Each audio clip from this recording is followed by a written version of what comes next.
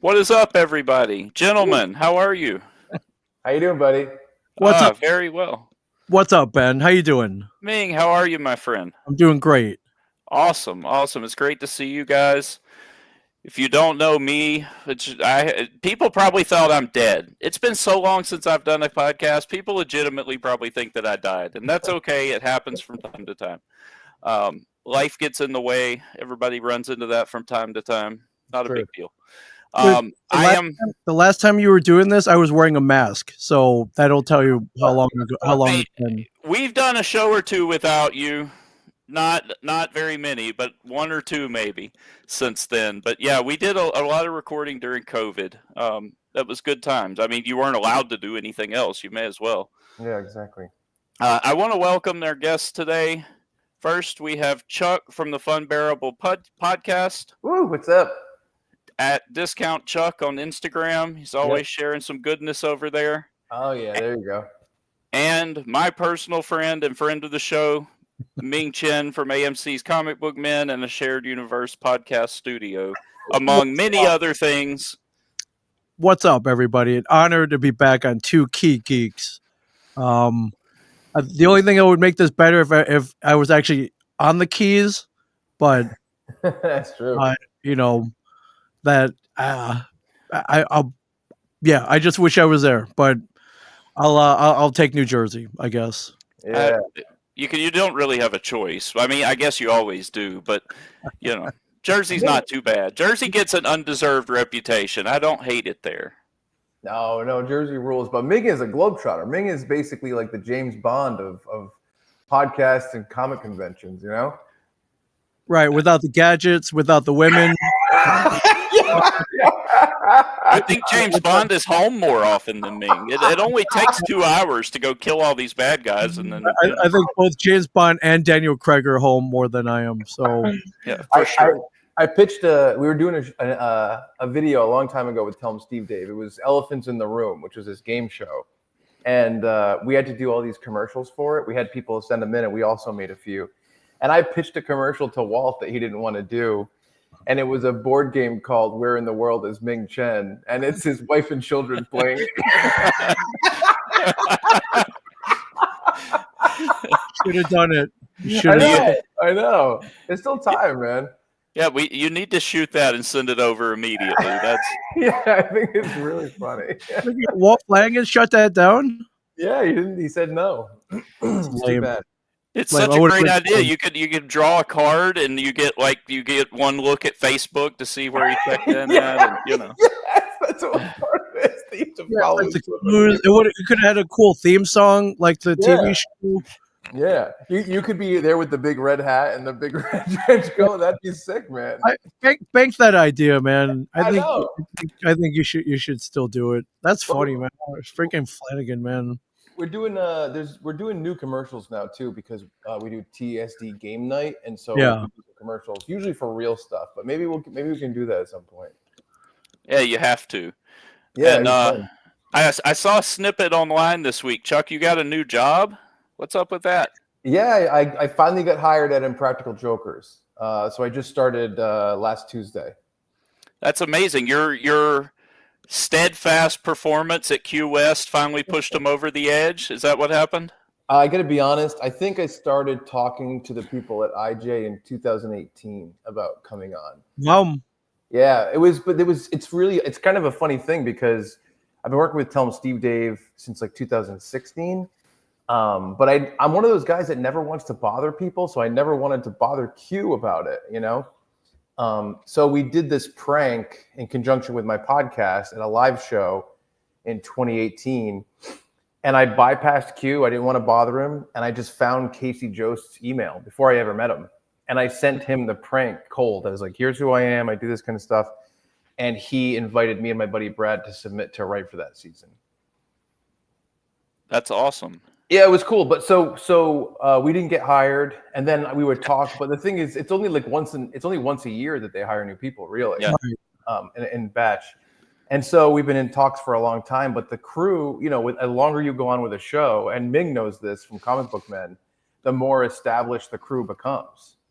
So bringing people on as it goes on is less and less likely. So Q and I have been working together more closely for the past like year, and we started talking about this in December. And he was like, "I'm going to try to, see what we can do." And then, I got the call in February to come be a new camera operator on the show this season. Fantastic! Congratulations, man. Yeah, thanks, man. It's really cool.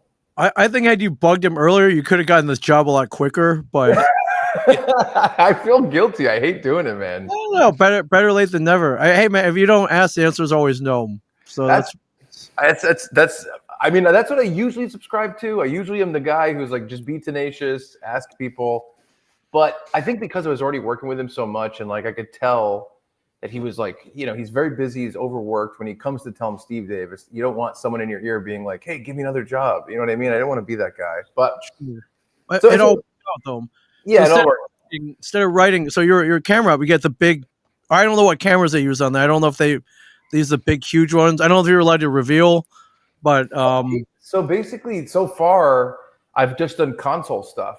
Like, the NFL has like a console board with like a joystick and all that stuff. That's what I've been doing so far. Oh, right. Okay. Yeah. I got to see their setup once. They shot. I was going to the podcast over at Bellworks, which is more famously known as the Severance Building these days. Yes, that's right. And I was getting coffee, and the barista was like, "Hey, did you see your friends?" I'm like, "What friends?" They're like, "Your boys are shooting here today." And I'm like, "What are you talking about?" I was like, "They're like the Jokers are here." I was like, "Holy crap!" So, I think I spotted Murr, and he was like, "Hey, man, what's up?" It's like, "Hey, you want to go say hi to the rest of the guys?" So he took me back to the mission control. Yes. And I saw there's a big TV. I mean, you've seen this on a show where it's divided up into all the different camera angles. I guess you can control stuff with a joystick. So that's you. Yeah. So basically, it's like, you have a bunch of camera operators for as many cameras as you have. You have a joystick, and you have like a focus. You have like a push in, push out, and you kind of are able to, like, let's say you set up a room with like 8 cameras, you can get all different angles, and you get close-ups and stuff just from those people doing it behind the scenes without anyone physically being in the room for it. So now that you've seen how the sausage is made, has it tainted? No, I mean, it's pretty much. Or you're more appreciative. It's like, wow, man, they're actually doing a lot of work here.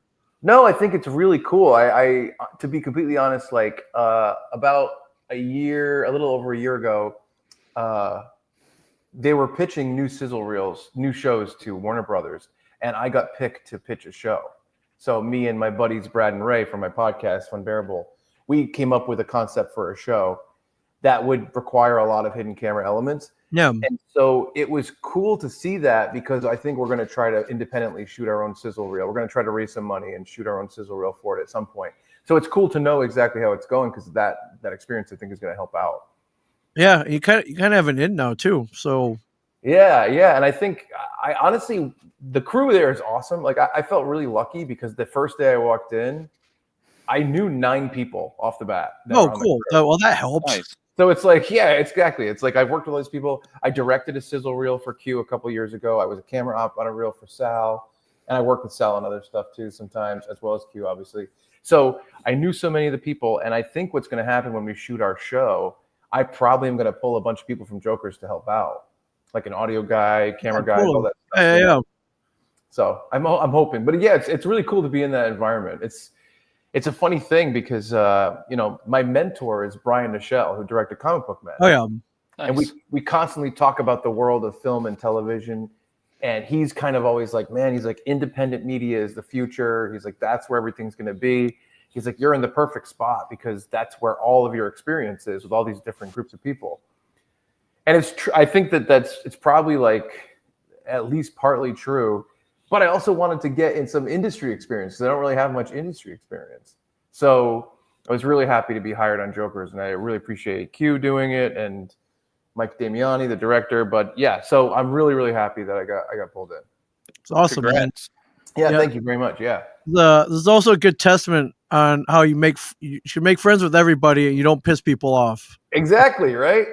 You might. Yeah, it might help you out later on. It's not a reason to make friends, but you never know. I think it's cool. I love walking into a new space. It was like, wait, I know everybody here. This is awesome. It's like exactly. Yeah, you go in and it's not cold. You know people. People know how you work and how things work with you, and it makes it a lot easier transition, I think, for everybody. That's awesome. Absolutely. And it's funny too, because I don't really have real jobs. So this is the first like real job I've gotten in the past like 15 years. And I walked in, I was like, oh yeah, like I'm like, I have to be like, where's the bathroom? When do we do this? How do we do time? Like I don't do any of that stuff for other people. It's always just me working for me. Right. So it's really funny to kind of go back into an actual work environment, fill out a W-9. Like, wait, how many dependents do I have? Yeah, like, I was like, W-2s. There's no telling. Yeah, exactly. But yeah, so it's good stuff. Great crew. Great guys in the crew. Well, that's great. This kind of segues into the weekend here a few weeks ago in April. We all kind of met up in Key West for Q West. I didn't know too much about it. I follow Q and I've watched Jokers. I've listened to TESD for a long time, but right now it's hockey season, and most of my 2-hour commute every day is listening to NHL radio. So in the summer, I go back to podcasts. So I didn't know too much about it, but I saw someone reshared or shared something, and I messaged our friend Sarah. Ming and I have talked about how Ming and I met several times on this podcast, but we ended up meeting at a convention years ago. You'll appreciate this. Brian Johnson had run off their help and wasn't tolerant of the people that they provided for the weekend. Mm-hmm. So Ming puts out a tweet, hey, I need somebody to come help us with the table. Johnson's whatever. Like, okay, cool. So I go up there, and we've been friends ever since. That was 11 or 12 years ago. Wow. So through Ming, I've met his friend Sarah, who's now also our friend Sarah, and a lot of other great people. MJ and Savon that were at Q West, they're great friends of ours. Yeah. Awesome people. If you hang out with Ming, you get sucked into circles that you wouldn't normally be into, and meet some really, really terrific people. So we were in Fort Myers for another con that Ming was at, and my brother had a table at, so Sarah came down, and we were all hanging out, and I asked her about it because somebody had shared something, and she was like, oh, yeah, I'm going, because she's in the Patreon. She got a early ticket, and it was pretty cheap, so I don't want to say it was cheap, but it was way cheaper than what I paid, so because of being a Patreon member. So I said, yeah, I might do that. It's right there. I told Ming, you should come down. You've never been to the Keys. I've tried to get him down here a few times. No dice. And then Ming messages me and says, hey, I'm now a guest at this thing. I'm like, well, shit, now I have to buy a ticket. Yeah, there's no way. He's 2 hours away from my house. I've lived in the Keys for 14 years now. So it's not that far. It's about 80 miles. I was like, I can't miss this. So I bought a ticket, and I was trying to figure out if I was going to drive down every day or if I was going to sleep at my office and then come down. And finally, I just bit the bullet and got a hotel room down there. But it really sucks to pay like $400 a night to stay driving distance of your house. I'm sure living in New York, you're used to that. If you have to have guests or anything, it's kind of rough. Yeah, that's tough. That's cool. You live in the Keys? Yeah, I've been here. Like I said, I'm going on in my 14th year now. So. Wow, my only experience is Key West this past April, but I mean, I love the vibe. It was so killer. Yeah, so neither one of you had ever been before. That's awesome. Yeah. Yeah. I mean, is everything so as walkable as it is near you? Because in Key West, it felt like everything was 2 minutes away. No, it's a little more spread out where I am. I'm in Isla Mirada, a little further up the Keys, but we also have like a free car service that is part of your taxes, so you can just get the app and call, and they'll come get you in a Tesla and take you wherever you want to go. So if you want to go to the bar or whatever, they'll take you and then bring you home. So wait, hold up, you get basically free Ubers? Yeah, inside the village that we live in. Yeah, you just download the app. Your kid needs to go somewhere, just put them in the car. It's fine. They don't care. That's cool. So it's a nice service. So it isn't walkable, but you can get wherever you need to go within reason, as long as it's not 4 o'clock in the morning or something. That's very cool, man. Yeah, I think the only thing missing on my Key West experience is I didn't drive a golf cart. and yeah. I heard driving a golf cart is like part of the experience, and I did one. I mean, it's usually either crashing your golf cart or getting a DUI on one that's part of the experience. So that's pretty typical. But we decided to bite the bullet and go down. I never miss a chance to hang out with Ming and Sarah and like-minded people. So I grabbed a ticket, got a room, and Ming, you came in on Wednesday. Did you come in Wednesday too, Chuck? I came in, I think Thursday. I came in Thursday. I had to work on Wednesday. I mean, he kind of had to work the whole time, actually. Yeah. Oh my God. I didn't see you relax very much. I had no idea it was going to be that way. So how the hell did you get roped into babysitting Get-'em? Oh my! Well, so here that was on me. That was on me because I was like, I saw over the years, Q has tried to get him to do so much shit that he doesn't do, and Get him kind of like be like, oh yeah, I might go, I don't know, and then he just never does anything. Mm-hmm. And I was like, I saw that coming down the pike. I saw that happening. Get him kept saying stuff like, he's like, yeah, I told Q I was gonna go, so I'm just expecting that he'll send me my flight info at any time. And I'm like, dude, they're not gonna do all that work. You got to do it yourself and figure it out. So I said to him, here's my flight info. Do get the exact same info as me. I'll bring you from Hazlitt to LaGuardia, and I'll bring you back from LaGuardia to Hazlitt because I wanted him to go. I thought it would be good for his psyche. You know what I mean? You got to think that, right?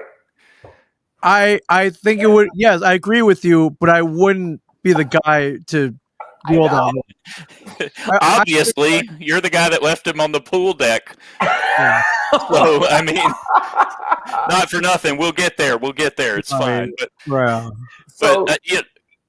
Get-'em is kind of I love him to death. He's the nicest guy, but he is kind of the dollar store version of Walt Flanagan. Like he doesn't get out a whole lot. Like a little bit of a homebody. Yeah, I thought that would be good for him. You know, I mean, he's in that studio 24/7. I mean, are we pretending he's not living there? Are we pretending that? No. So I thought it was good. I will say we had a great time. Like driving up to LaGuardia, we had a great time talking. Sure. The entire flight, he's telling me how fast our plane is going. He's tracking it over the country. He's giving our coordinates. And coming back was fun, but I wanted him to get there. And then I will say, like, I knew because I was going to have to go from venue to venue to film, I was like, I won't be able to wait for him. Because, you know, he has that hobbling thing with his dead foot. He's a little gimpy, yes. He does. And so I was like, I can't always wait for him between events. No. But I want to see him. I want him to be there. I want to hang out with him. And I feel like he was the king. Like at one point, so one night, we were all at that. What's that bar that only had sake and beer and wine?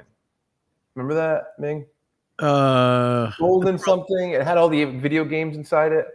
Retro room. Yes. Retro room? Yeah, the retro room. Yeah. So then, you know, we all moved over to the Horseplay Saloon or something like that. General Horseplay. Yes. And I saw Get-'em at a table, and he was just telling one of his fucking stories about how he got boots for $5. But there's 12 people leaning in with their eyes wide, hanging on his every word. And I'm like, this is where he needs to be. I'm so glad he was there. I have a photo where he's surrounded people. Like it looks like he's regaling them with some kind of tale. I'm like, dude, what the hell? It was pretty awesome. I'm glad. I'm glad he came too. I didn't know him before this trip. And the first time I went and sat and talked to him when all this first started, like Friday, he seemed extremely overwhelmed and he might want to run away. Mm-hmm. But by the end of the weekend, you would have never known that. Like he opened up so much. I think he had a great time. I think he had a great time. There's so many people who love Get-'em that are part of the fan base, and they don't get to see him, and he doesn't get to interact with them. So whenever he can be in a place where those people get to spend time with them and kind of express how they feel, I think is a real positive thing. So I just wanted to make sure that happened. And I felt like the best, clearest way to make sure it happened was just to say, come with me. I'll take you from your living situation in Jersey down to Key West and back. I thought that was the way to get him there. Yeah, here, check this out. Yeah, exactly. Nice. Yeah, exactly. My man is holding court here. Look, he's surrounded by people, feeling them with whatever tail, and yeah, look at this. Look at all those people. It's great. I love that. That's great. No, yeah, he's getting rules. I'm glad he was there. But yeah, so it wasn't hoisted upon me. I decided to get him there. I decided to be the caretaker. All right. At any point, did you regret it? Only when he started guilting me about not waiting up for him, because I'd be like, oh, I'm going to go get coffee with Natalie. And then he'd be like, oh, he's like, all right. He's like, and then, he would say he wants to come. And so I'd wait. The next day, I'd kind of skirt out as fast as I could without letting him know. And then he'd be like, well, Chuck ditched me again. And I'm like, I can't always wait for the hobble. I can't always do it. No, I'll tell you where I am. You can meet me there. You can get yourself. There you go. But also, yeah. And also, I just didn't know that the filming was going to be so extreme.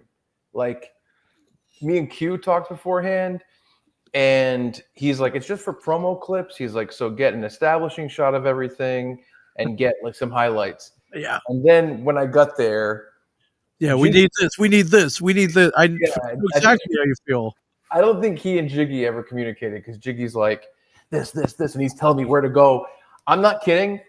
So day one, I filmed from 10 a.m. to 12 a.m. Yeah. It was 14 hours. And my only breaks were that I took a shower in the morning, in the middle of it for a half an hour, and I was on stage for 5 stupid questions for that hour. Those are my only breaks that first day, completely. So for those who don't know, Q set this weekend up, and if you listen to Q tell the story, he basically said he loves Key West, and he wanted to share that, whether you were in his circle like you are and Ming is, or you are a fan of Tell 'em Steve Dave or a fan of Jokers, it didn't matter. He just wanted everybody to experience what he experiences when he comes down. So he set this up as a comedy festival, but it was 3 days packed with things to do. Like, if you went to everything every day, there was zero downtime. I said they need siestas in this. I'm old, and I need like an hour and a half nap before the next thing sometimes. But it was nonstop entertainment, and it did, not knowing anything about it, when you went to the website and it had Captain Cocky the chicken there and Q West, and then the ticket's $500, you're like, yikes, what even is this? And then you realize that you got so much for that amount of money compared to anything that you do. It was so well put together. I know Jiggy almost killed himself getting this all organized and everything put together, but it was really an epic weekend. And it was, absolutely. It's interesting to see different perspectives, because both of you were guests of the event, whereas I was attending it. But it kind of crossed over a little bit. There was no man in the high castle. Everybody hung out with everybody the entire weekend. We came down on Thursday. I think we left the Keys or left Isla Morada around 10 or 12 or something. Drove down, and we go and meet Ming. Yeah, you're like, where are you guys? Like, I'm at a dive bar. Come meet me. So he is at a dive bar, and little did you know that that's at night. That is an extremely gay dive bar. It's not. No, he knew. Well, I mean, whatever. The gayer the better, man. It was way more fun. It was our group and 2 people whose combined age had to be at least 300 years old at the end of the bar, smoking and drinking. So nobody else was in there. So it was nice. And then we went over to the retro room, and we got to the retro room, and Brian Johnson's there. I don't know if you were there at that time. It was fairly early, like Thursday afternoon. I don't know that you were there yet, but it's Brian Johnson and Mary Beth and a couple of other people. And then just sitting at the bar shooting the shit is Joey Fatone. And I'm like, my life is weird. Like, I had to work yesterday, and today this. So very interesting. Joey was super cool for the part of the weekend that he was there. He was a lot of fun. Yeah, he's the nicest guy ever. Yeah, that was a nice surprise. He's pulling hours on Broadway right now. Yeah, right. Night, really cool show called Aunt Julia, which I caught about a month ago. And I noticed that there was a little break because he was supposed to go until March, and then he was supposed to stop, but he was like, "Hey, I'm gonna extend my run," but there was a little like 2-week gap or something. I was like, "Hey, I wonder if he'll show up." And yeah, sure enough, I saw him when I got there, so it was pretty cool to have him. He had to do something. He couldn't stay the whole weekend. He had to do something in DC on Saturday, but he pulled 2 solid days there, which was cool. It looked like he regretted having to leave. So. Oh yeah. Yeah, No, he's actually going to be at Tampa Bay Comic Con August 1st, the first weekend in August. So I'm thinking about going up and visiting Sarah and seeing him and finally getting him to sign my Q West poster that I never got to because I figured he'll be here tomorrow, and then nope, he had to go. Yep. So that's cool, man. That's awesome. He's the coolest guy ever. He's been nice to me since I met him. He's like the nicest. Yeah, it was a great experience. So we hung out there, and then y'all went on a booze cruise, right? The talent kind of together that night, that Thursday. Yeah, Chuck was landing with his I guess. So they set up a pretty cool sunset catamaran cruise to Key West. Yeah, I missed it. I was landing like right when they were taking off too. Yeah. So you sailed under his airplane as it came in. Pretty much, yeah. I was gonna get him out onto it, but I couldn't get to the door. Dang, they usually get mad about that anyway. But so y'all did that, and then had a barbecue, I think, afterwards back at the main house. So they rented 2 Airbnbs, and get kind of the comedians and the guests and the talent. Everybody was kind of split between those 2 Airbnbs. I guess y'all had a pretty epic barbecue over there. I think Brian posted a clip of Fatone teaching dance moves. Yeah, he did. So that's where that came from. It was like the end of Thursday barbecue was where that came from. Yeah. As the night went on, your texts got more and more unintelligible. So me and MJ and Savan were at Retro Room hanging out, and I was like, yeah, things have gone south. We're not going to see Ming today. We'll see him in the morning. At one point, we were like, all right, we'll take off in like 15 minutes, and then it didn't. Then then a dance party starts up. It's like, okay, well, I guess we're not leaving. So yeah, and that, and Steve Byrne, and just awesome stuff. Yeah, it was that night. Yeah, that night I think Q had to leave to go to Bali Bar with Jiggy, so I went over to the Bali Bar during that for a little bit. Yeah, which was awesome. That place is awesome at night too. Because I know that there was a meetup on the last day during the day, but at night that bar is really, really cool outside. Nice. That was the one at the Key West Hotel behind it. Yeah, that was the hotel. A lot of the people attending the weekend it was like the host hotel, I guess, for lack of a better term. Yeah, no, it was really cool. Yeah, the first night was great. I was happy to see everybody hanging out and kind of. I didn't because like I said, this is the first weekend. I mean, that's another thing too, Ming. Like we didn't know it was going to be like either, right? I didn't know what it was going to be like. I had no clue. I saw that he was throwing a some kind of comedy festival in Key West. Literally, I text him 2 words: Key West ? And he texts back. He's like, "You want in?" And like, come on, do I want in? I don't know what I'm getting into, but yes, I want in. So that's I think I was the first announced guest, which was kind of cool. But then they're like, "Oh, we got all these things planned for him." I'm like, "Oh, great! Now what did I just get myself into?" Yeah, I had no clue, dude. I had no clue, but it all worked out. Oh yeah, it's so funny. Like a few months ago, this is probably like November. He texted me, first weekend of April, we're going to Key West. Didn't tell me it was for a festival. Didn't tell me it was for an event of any kind. That's all he texted me. So I just put it in my calendar, Key West with Q. I had no idea what it was. I was hoping it was just me and him. But eventually he explained it all to me. But it was funny too, because when I saw them announce it, like they were talking to me about helping them with promo materials and stuff.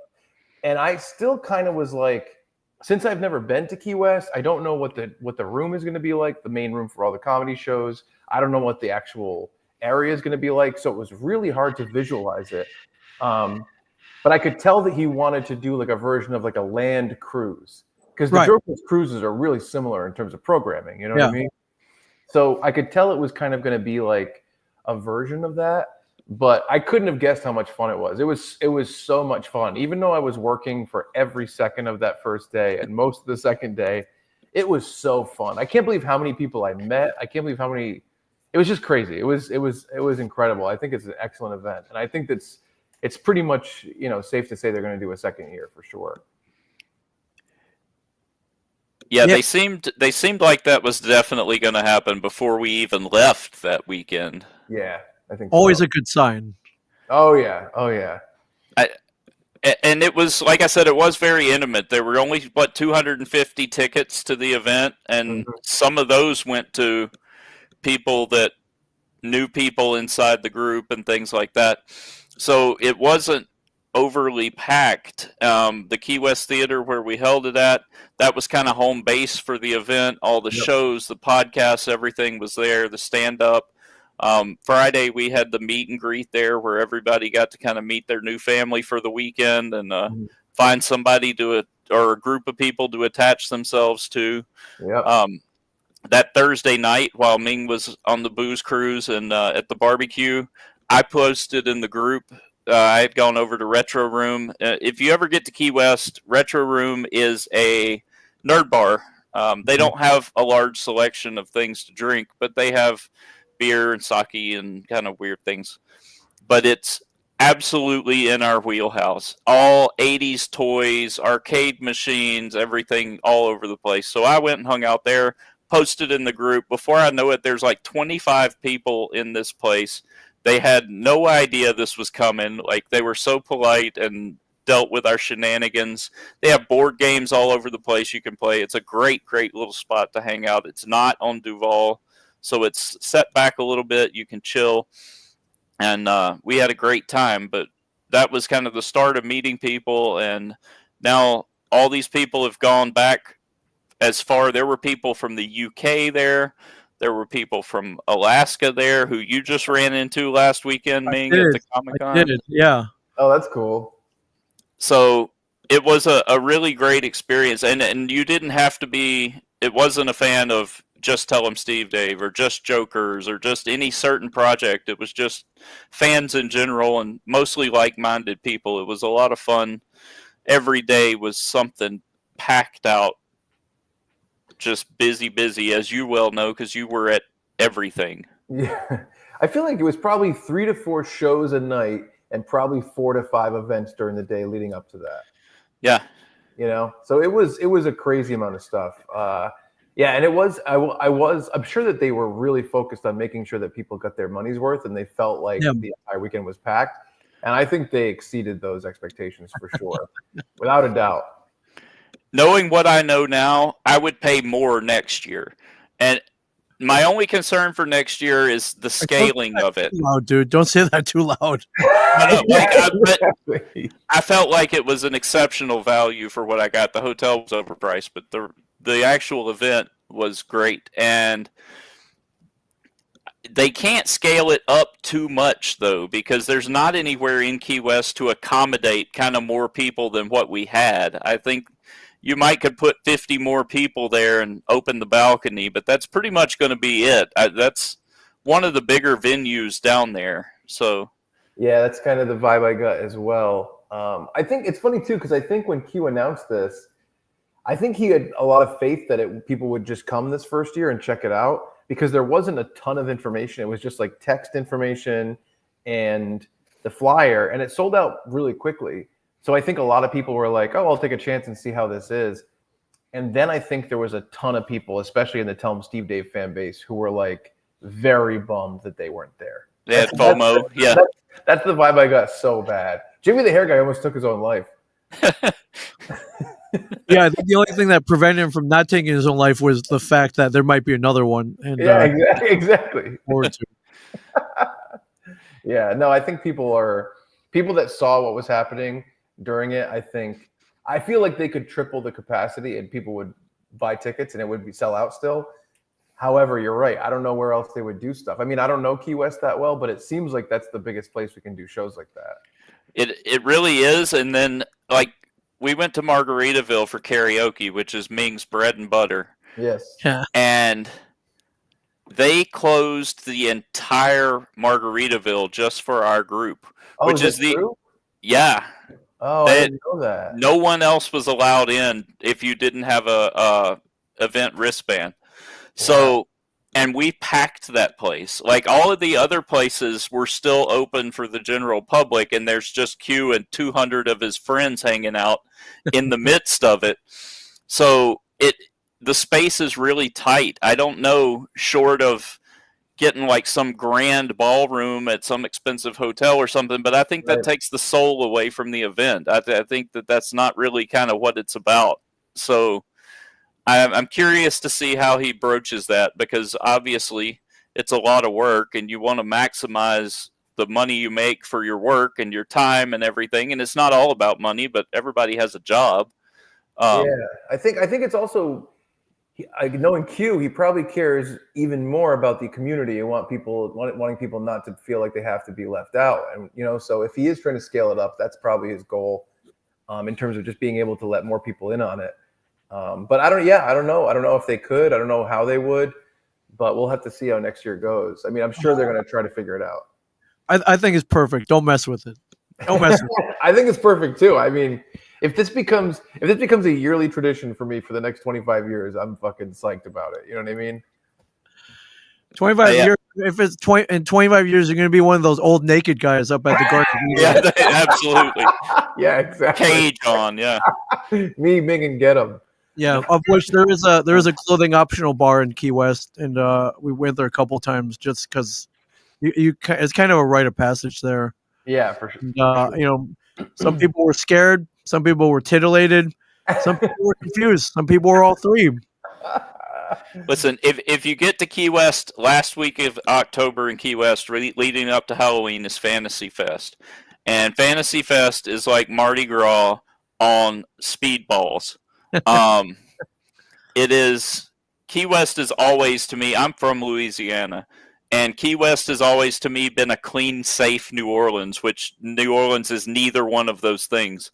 So it's always kind of had that vibe. But Fantasy Fest, there are people walking around completely naked with nothing but body paint on, but there's a tax that you have to pay for seeing that, and that tax is that 87% of the people walking around naked are in excess of 65 years old and in excess of 250 pounds.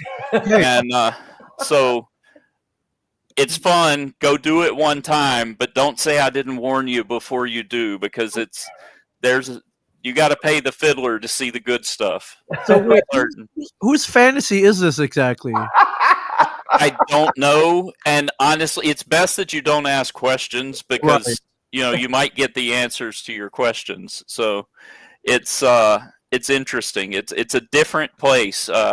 You would think that Key West, being in Florida, would be a certain way, and it is about as detached from Florida as you can get and still be in the United States. The Keys in general are that way, and Key West is leading that charge. So it's definitely a laid back, chill, accept all kind of place. Yeah, for sure.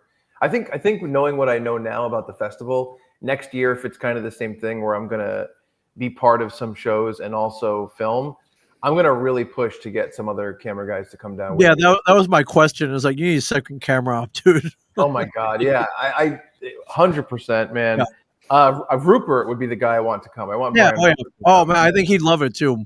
I think he would have fun. He would love it. It's funny too, because it's one of those things where, like, whenever we do stuff like this and I'm paid to go down and film stuff, I always get a little bit more than what they tell me, because they wanted real shots for promo stuff. But I filmed 3 angles and got the audio of every show that weekend too. That was live on stage, like all the Space Monkeys, all that kind of stuff. So hopefully that stuff ends up somewhere. I don't know if it never does. It never ends up anywhere. I have all 3 from the cruise last year too. Yeah, nice. But you've got a lot of footage that we'll probably not see the light of day. I know. I have a lot. I know, it's crazy, but yeah. So I'm gonna push for Rupert next year. Yeah. It'd be great to have some help. At one point, I looked over and Get 'em had your camera, so I mean, I knew things had kind of gone. Yeah, I think a little bit awry. That was more just like him trying to pawn it off for food or something like that. I think. So, what was each of your favorite part of the weekend? Is there one thing that stands out? What do you say, Ming? Oh man, the pool party was pretty fun. I anytime I take my shirt off, like it's it's a good time. Yeah. I got roped into the lip sync battle. Oh yeah, you killed it. That was awesome. That was pretty fun. I wasn't even that drunk, which was shocking. I love hosting karaoke. That was great as well. It's really hard to pinpoint one moment. I think but I really love being at the Key West Theater where everyone was gathered, having a great time. And I love being on that stage. It was fun with you guys. Love that we had like 7-8 people up there. I know I will say the Space Monkeys this time was like 8 Tell 'em Steve Dave people, which is not always that. It's not always just Tell 'em Steve Dave guys. It's usually a big mishmash. So the idea that there was 8 of us on stage for that was really, really special. Yeah, it was cool. It was great. I think my favorite part of the weekend was the fact that I felt like we couldn't walk 10 steps without running into someone. Yeah, it was cool. We took over. At one point, after Natalie left, my girlfriend had to leave earlier on Sunday to go to work. And I was like, I'm just going to go see. I didn't even text anybody yet. I walked out of my house. I took a left down the street, and I ran into people that were going out to eat. And then someone texted me. And then it's like, you could literally, if you know the people in the Tell 'em Steve Dave fan base, you could literally just walk wherever and you would get pulled into things constantly. You wouldn't even need a phone, honestly. I don't think you'd even need a phone. Nah. Which was I think that was my favorite part, is like, it's so rare for so many of those listeners to be in the same place at once, No, it was a fun weekend, and having been outside that fan base a little bit, I hadn't been on the cruises, I hadn't done this. I still got drug into stuff, despite being there and knowing Ming and knowing Sarah and knowing MJ and Savon. There's still groups of people. I had dinner and lunch and breakfast with people I've never met before in my life, but I know them now. It was a great event to bring people together and have a really good weekend. So real quick, you guys stayed at the same house, right? Yeah, we did. So they've told this on Tell 'em Steve Dave, so we can talk about it. So we mentioned it earlier. Get 'em has had far too much to drink. All right. And this had happened after the Thursday night barbecue. I believe I walked back with him, or stumbled, or whatever you want to call it, and it was 1:32. And I'm getting ready to I'm ready to pass out. It's been a long day, and all of a sudden I hear Get 'em moaning. It's like, Ming, Chuck. I'm like, what the hell is it? He's like, it's like a full on moan, like he's in some kind of distress, but not really. Mm-hmm. And then he's like, I need a beer. I'm like, oh, okay, never mind. He's fine. So what happened was, as far as I know, his limbs don't work super well. No, the best limb functions at 75%. The worst one functions at like 12%. And he had tripped by the pool, which we're lucky that his torso didn't go in the water, because oh my god, holy crap, we had to fish him out. Like, no way, man. So he tripped. His phone, one of his, he has 6 phones. One of his phones went into the pool, right?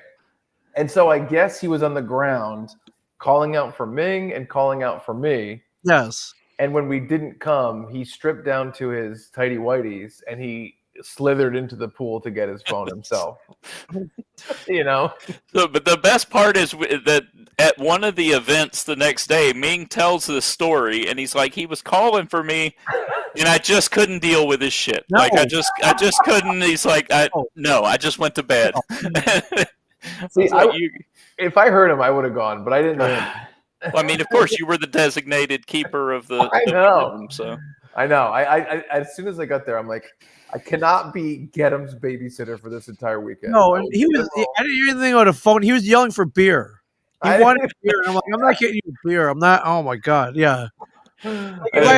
huge splash, then I would have had to run out. We had to go rescue him, but that didn't. Thankfully, that didn't happen. That was one of my favorite stories of the weekend, though. Is that, and then when the smoking thing on the stage with Jiggy and DeRosa, and then when they put the dad bod headband on Brian Johnson, and DeRosa told him he looked like the gym teacher at Hogwarts. It was amazing. There were some really good quips that weekend. If you get a chance to go to QS 2026, don't pass it up. I will be there. I have a feeling these two gentlemen will be there. What do y'all have coming up in the meantime, guys? You're full on at work, right? I don't even know what the schedule's like, but or how long you guys film. But I imagine you're on for a while, right? Well, so basically, it's pretty sweet. Joker's really only films about 2 days a week. Sometimes I go to 3. I guess it's mostly 2. And I'm new, so I'm still in the training phase. So they're pulling me in on easier shoots. So like, I'm going to be working a max like 2 days a week most of the time. And I'm not even going to be on every single shoot. So I'm still able to do all my other stuff. Funbearable, Tell 'em Steve Dave, Tuesdays with Stories. All that stuff I can keep, which is really a positive thing about this specific job. So it's not going to take up a ton of my time, hopefully. Well, I'm happy for it to take up as much of my time as they want. Yeah. But I guess, hopefully, I won't have to drop anything to do it. I'll be able to balance it. Yeah, you're like me. We got 87 things going on. Exactly. That's the way to do it. So that's new, and we'll see how that goes and how much of my life will be taken by that. But the big thing for me is that my podcast, Funbearable, that I do in Rhode Island with comedian Ray Harrington and Brad Rohrer, we're doing a live show called... Oh, you say. Yeah, we are. Oh, well, this is interesting, huh? What a coincidence. It actually is Sunday, June 1st, live at the Comedy Connection in East Providence, Rhode Island. And it's going to be called Narragansett Beer's Funbearable Summer Break. And we're kind of just doing a summer-themed like live podcast. And with Funbearable, our live podcasts are kind of more than podcasts. They're almost like a hybrid podcast, sketch show, that kind of thing. Yeah. Where can we get tickets, Chuck? Oh, look. You can go to this link right here. And this link is directly linked at funbearablepod.com as well.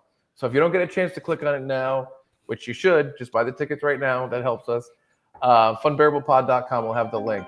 But if you're in Massachusetts, Rhode Island, Connecticut, anywhere in New England, it's going to be a great time. Last year, we did our 100th episode live in the summer, and it was like a Tell 'em Steve Dave listener event. Like we had like a ton of Tell 'em Steve Dave people come out. We took gigantic picture with like 1 million Tell 'em Steve Dave fans. They came out, which is cool. I'm thinking maybe some more will come out because since then we've had on a bunch of Tell 'em Steve Dave people on the podcast, and Funbearable was on the Tell 'em Steve Dave game night for the Patreon. We could have Ming on. Ming, you haven't been on Funbearable yet. I would love to be on. Yeah, I'd love to. I mean, you've recorded a couple of times at the studios, right?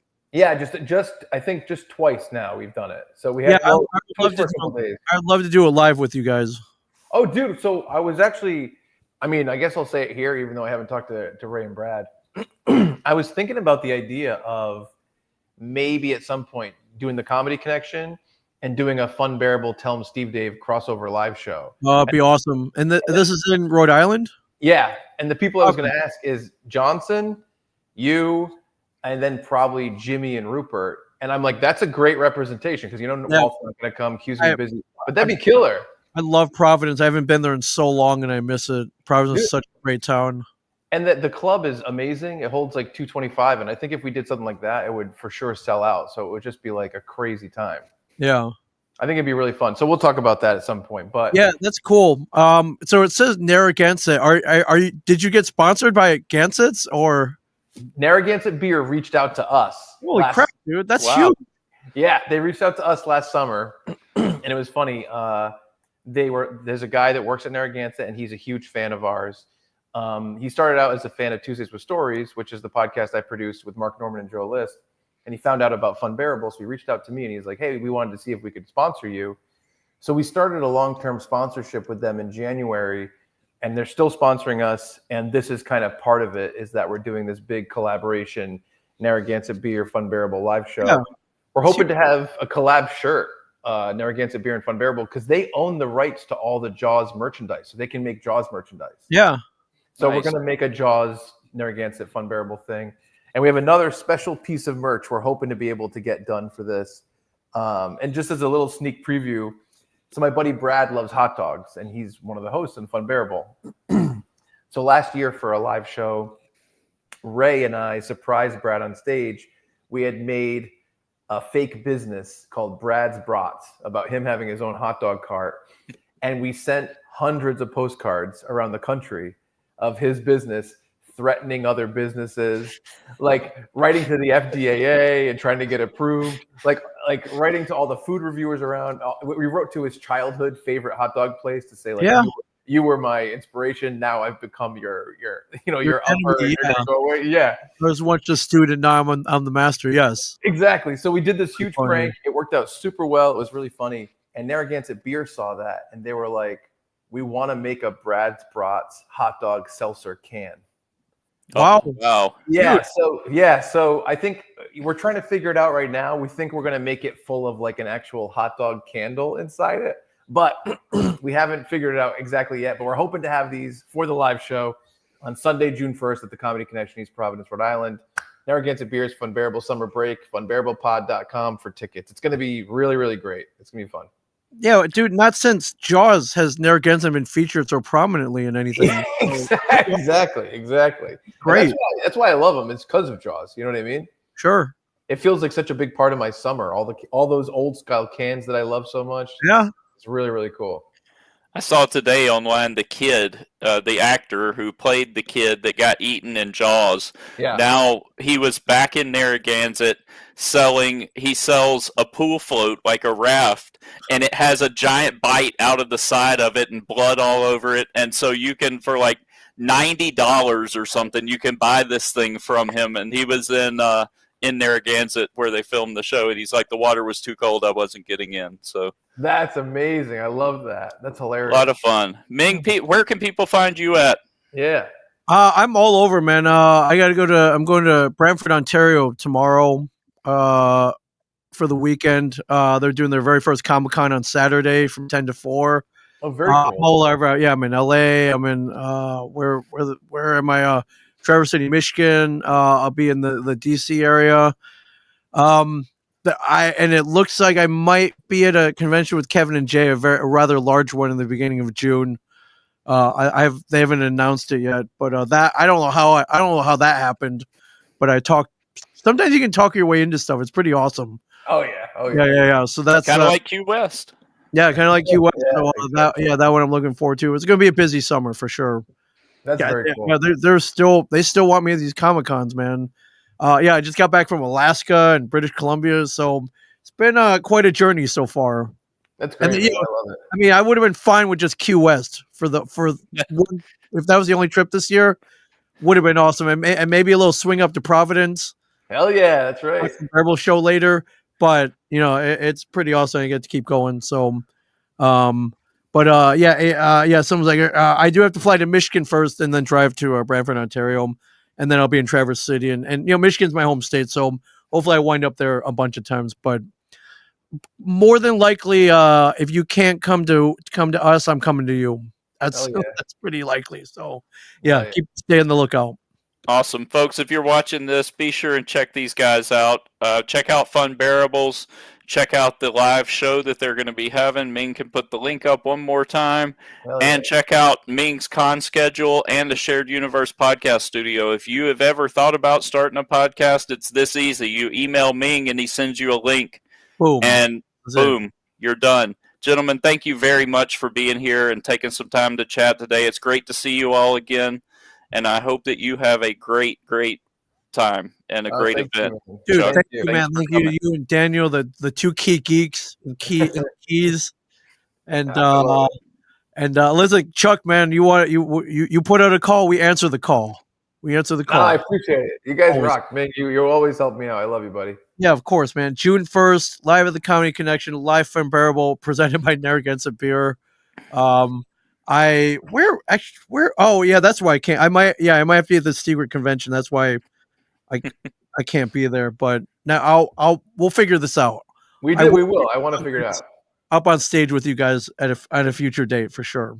Hell yeah, I love it. Yeah, for sure. But great luck. Funbearable.com for tickets and info for sure. Thanks, buddy. Thank you guys. See you. Awesome. I'll see you guys soon. Yeah, see you later.